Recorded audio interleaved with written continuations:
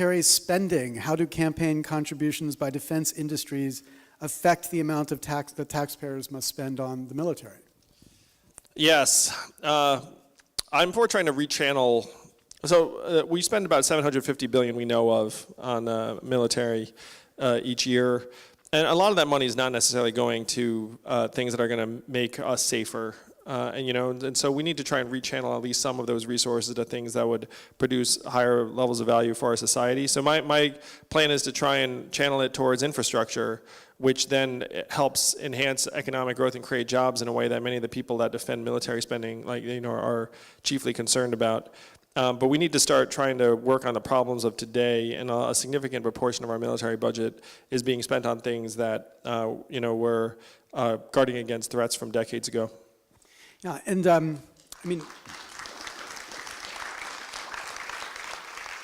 one of the dynamics here that I think plugs directly into the campaign funding is the military or the government will say it'll be better if we privatize this part of the military because the private sector can do it more efficiently than the government can. And of course, that plays into a prejudice.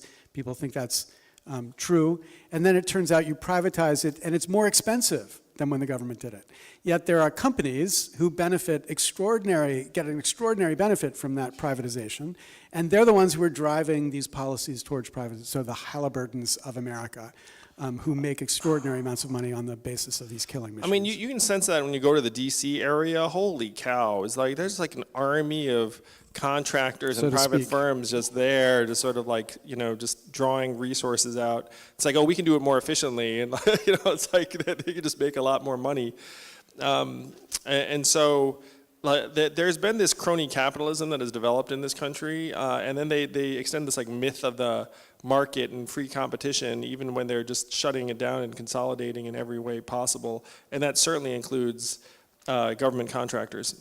Yeah, and when you think about soldiers who are in the field, real soldiers, like people who work, in the Army or Navy or Air Force, and then they're working with these private contractors who are being paid more than the soldiers and live by different sets of rules than the soldiers. It really undermines the integrity of the whole process of the American defense industry. Yeah, and it's not just soldiers. It's like there are other, I work for this agency and then I leave the agency and then I come back as a contractor the next week and all of a sudden my salary's doubled. I mean, that happens all the time, and it's deeply messed up.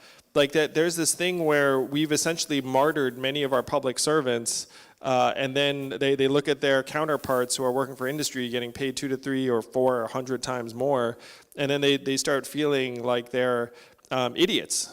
And then the private sector is there. We have to stop. We have to try and reverse that dynamic as much as possible. So one of the things I've suggested is that we need to shut the revolving door between government regulators and industry, because right now when they come in, they already have their eyes on the lobbyist job, and if that's the case, then they'll never make any fundamental changes. Yeah. So Jim Cooper, who's a Democrat from Tennessee, who's been in Congress, he was elected in 1982. He says Capitol Hill has become a farm league for K Street. And what he means by that is everybody, members of Congress, staffers, bureaucrats, have this common business model. There's kind of fantasy that they're going to go from Capitol Hill and multiply their salaries sometimes by a factor of 10 when they step down and become lobbyists.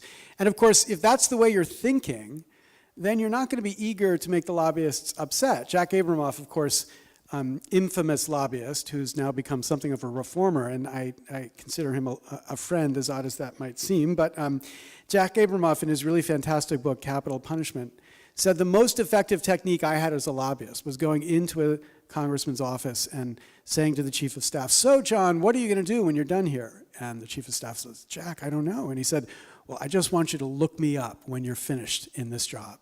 And Abramoff said, from that moment on, I owned that staffer, and not a single dollar had traded hands. And this is exactly because we have a system that allows this kind of revolving door. I'm going to tell us, I went to Phillips Exeter, and I had a friend at Exeter who went and worked on Capitol Hill. He's a good person, wanted to do right, and he told me point blank, he was like, I would never be a lobbyist. Those people, are just here to try and pad their own wallets.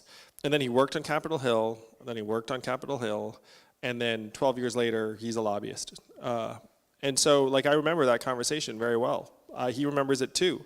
And when he told me what he was doing, that he was going to be a lobbyist, like he was sheepish about it. He was sort of apologetic, but I understood it.